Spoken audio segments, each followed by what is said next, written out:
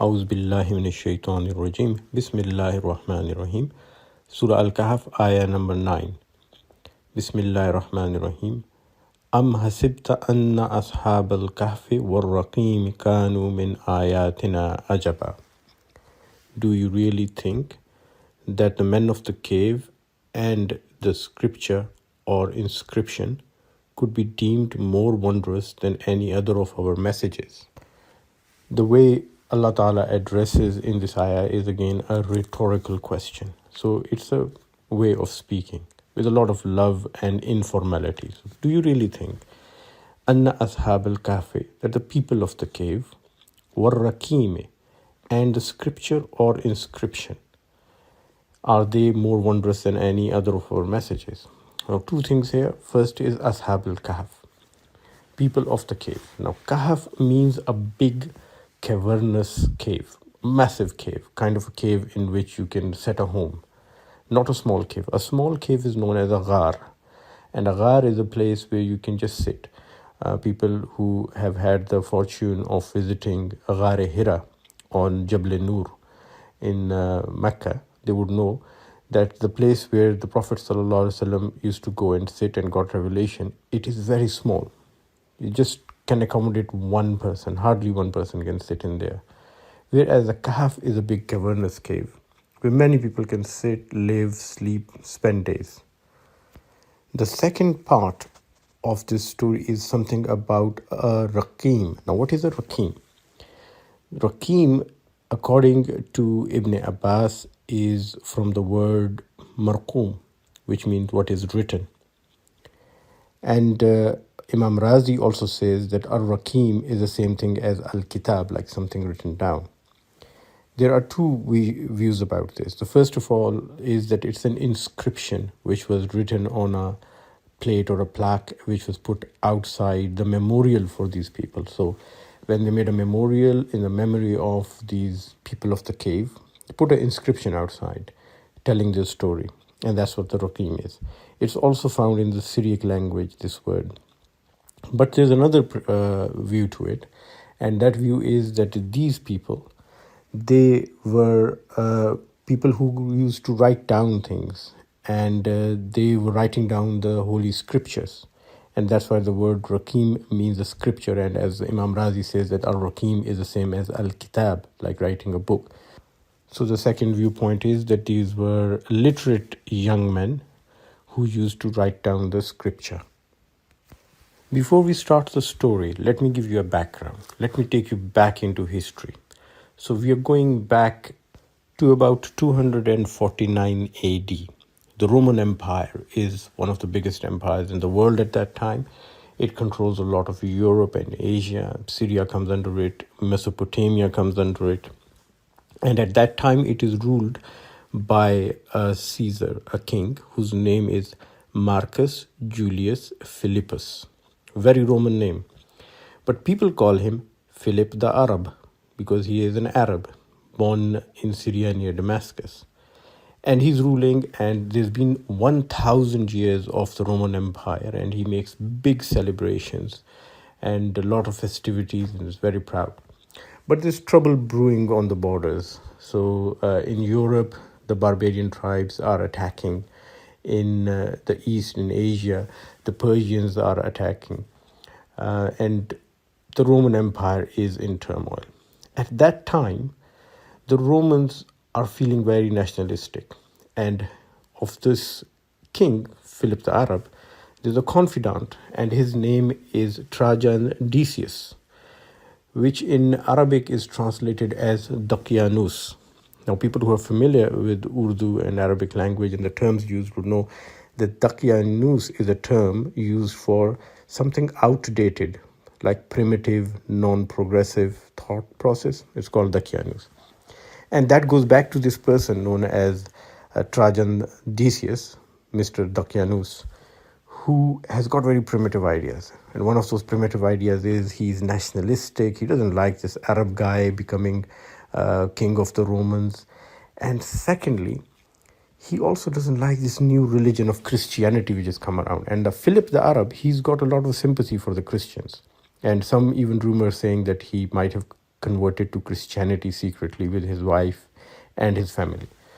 So Decius, Dakianus, he causes a revolt against Philip and he throws him off the throne. Kills him, kills his son, kills the rest of the family, whoever he can get hold of.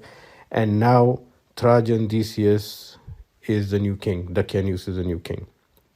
And Mr. Dakianus, he starts to bring around old ideas, Roman gods, idol worshipping, just to counter Christianity. So he becomes king in 249 AD, and by 250 AD, he's got a plan. And the plan is that he's going to consolidate his power by consolidating the old religions, not just the Roman pantheon of gods, no. Every city, whatever idol they worshipped, he's going to support that. So local gods, local deities, Greek gods, whichever god you have, whichever idol you have would be supported except the one God, which is the God of Christianity. So like in Islam, we say, La ilaha illallah, no God but Allah. He goes in reverse and he says, any God but Allah. So historical record shows that in around 250 AD, he gave an edict. He gave a ruling, and this ruling has been found in Egypt, all written down, that all inhabitants of the empire are to sacrifice before the magistrates of their community for the safety of the empire by a certain day. Now, we have to focus here. He's calling it a measure for the safety of the empire. If you don't sacrifice, that means the empire won't be safe. And if the empire is not safe because you haven't sacrificed to the gods, you're not patriotic. And once they have sacrificed in front of those magistrates, and every community would have magistrates for them, they would obtain a certificate. In Latin, they call it a libellus. And that is going to assure the sacrificant's loyalty to the ancestral god. So very important. You have to have a certificate, every community. And if you don't have the certificate, you are in big trouble. Now, he's using this nationalistic touch to come down hard on Christianity or the new faith which believes in one God instead of idol worshipping. And if you don't follow it, you are considered to be a traitor.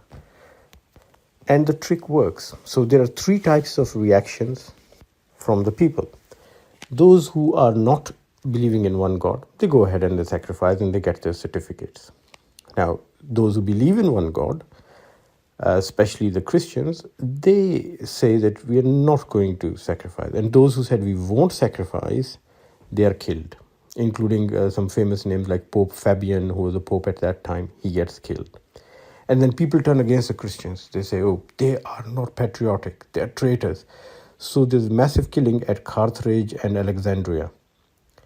And then there's a third group of Christians, including some bishops, who come up with this idea that we are doing this sacrifice on behalf of the emperor, not to the emperor. So we are not doing this sacrifice.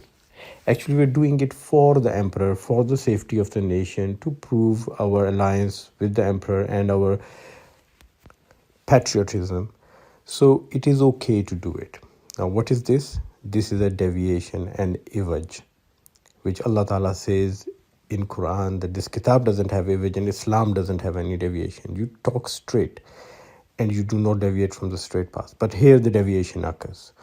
So a lot of these certificates are issued, and even today 46 certificates were found, and all are dated from 250 AD. Now this date is very important, and later in Surah Al Kahf we know why the date is important. So 250 AD, remember, this is the date when all of this is happening. Now during this time, in the city of Ephesus, there are these young men, we don't know the exact numbers, but they refuse. They say they are not going to sacrifice. So they are in trouble and they don't have the certificate. So they would be killed, as many other Christians have been killed. And they don't want to go for the image, the deviation of that we are sacrificing on behalf of the emperor and not directly sacrificing to the gods. They say, no, we are not going to sacrifice. So they run for their life and they go hide in a cave. And in that cave, according to Quran, they fall asleep. According to the Christian tradition, the King Decius, his army, goes and finds them, and they wall up the cave. They close the cave. They put bricks or stones, and they close the entrance of the cave so that they would die inside. But this is not what the Quran says. Quran says that they went and they slept in there and nobody ever found them. So next what happens is time passes by, a long time passes by, till we come to the time of another king, and his name is Theodosius II. What's happened during this time is the Roman Empire has split into two, the Eastern and the Western. So the Western Roman Empire is based on Rome, the Eastern Empire is based on Constantinople, and Theodosius II is the ruler of the Eastern Roman Empire. And at that time, according to Quran, these men, they wake up. And this is the same time when there is a big debate going on among Christians, which have now become the state religion of the Eastern Roman Empire, that is resurrection a reality or not? Are people going to come back to life on the day of judgment, or is it just going to be the soul and the spirit, because the body can't come back to life if it's dead? A lot of this debate is going on, and we know the time of this debate is around 447 AD. And King Theodosius II, he ruled from 402 to about 450. So around 447 AD, the debate is going on, and these men, they wake up, and people find out, and it's a miracle. Now, after being discovered by the people, they tell them their story, and people come to realize that yes, resurrection is a fact, it is going to happen. And then these young men, they die. And once they die, they become celebrities, they become saints. People start venerating them, people start praying to them instead of God. They make a big memorial with an inscription where the term Rakim comes from. The story becomes so popular that it is written down about 26 years after this event by a Syriac writer whose name is James Siroji. About 474 AD, he writes the story down. And it goes to Europe, it goes eastward. Everyone starts to claim them. The people of Ephesus say they were from Ephesus, but people in Jordan, Amman, say that no, they were from Amman region. And then Jews, they start claiming that these people were actually Jews, and they were not even Christian. And they say that because they believed in one God and didn't want to do idol worshipping, they went to the caves near the Dead Sea. Now, near the Dead Sea, there was at that time a group of Jews which were known as the Assini Brotherhood. Now, this Assini Brotherhood are called so because they are ascetics. They write the Torah, so they inscribe the Torah, and the term for that is Oseh HaTorah, makers of the Torah, and from there the word changes Oseh HaTorah to Assini. So this is a Jewish sect which like to have voluntary poverty, daily immersions. Their priestly class doesn't marry, and we know of them now as the Qumran community. Near the Dead Sea, they found a lot of caves, and on those caves, they found these Dead Sea scrolls. They found these scriptures written by them, which are, some of them are diaries, some are scriptures, some is like different views, like a library. And even today, it's very much popular, and a lot of research is going on at what they have written at that time. And these people have been mentioned by historians such as Josephus, who's a Jewish historian, Yusuf bin Matityahu was his real name, and also Roman historian like Pliny the Elder. So this is well documented that there were people who used to live in caves around the Dead Sea. And the Jews claim that these people are theirs. They are not Christian, the Ashab Kahf, they were Jewish. Among the Christians, especially the Jacobite Christians, the Jacobi Christians, they are part of the Syriac church. It's like a church based mostly in Syria. And the Christians at the time of the Prophet ﷺ from Najd, they followed the Syriac church and the Jacobite teachings. They revered them a lot, and they celebrated a day which is called the Day of the Seven Sleepers every year. Now the Kuffar of Makkah, they went to the Jews and the Christians, especially the Jewish rabbis, which are known as Ahbar of Medina, and they asked them that we have a prophet among us, the Prophet Muhammad sallallahu alaihi wasallam, and he is claiming to be the last prophet of Allah, and we want to find out whether it's true or not. So tell us what to ask him. So the Ahbar rabbis, Jews of Medina, they give three questions to them. They say, ask him about the people of the cave, ask him about Khidr, and ask him about Zulkarnain, because these are things which are not known much outside Arabia. Remember, Arabia at that time, where the Prophet ﷺ lived, was known as Arabia Deserta. That is the deserted, abandoned Arabia by the Romans, also known as Arabia Magna, the big Arabia, but totally deserted and abandoned. Compared to the south of Arabia, which was known as Arabia Felix, the lucky, fertile, happy South Arabia, Yemen, Aden area, and Arabia of the north, which was Syria, known as Arabia Patriya, which is the Petra Arabia, again more fertile. So they knew that in this area, this story is not known to the Prophet and other people. And also they wanted to see what would the Prophet say. Is he going to side with the Christians or is he going to side with the Jews? Is he going to say they were Jewish or is he going to say they were Christians? So they're looking for some controversy in here. And also they're curious to know if the Prophet ﷺ can give an accurate account. And if he gives an accurate account, that would prove that he is the Prophet of Allah. And if there are any discrepancies in the account, then the kuffar of Makkah, they can raise objections to it.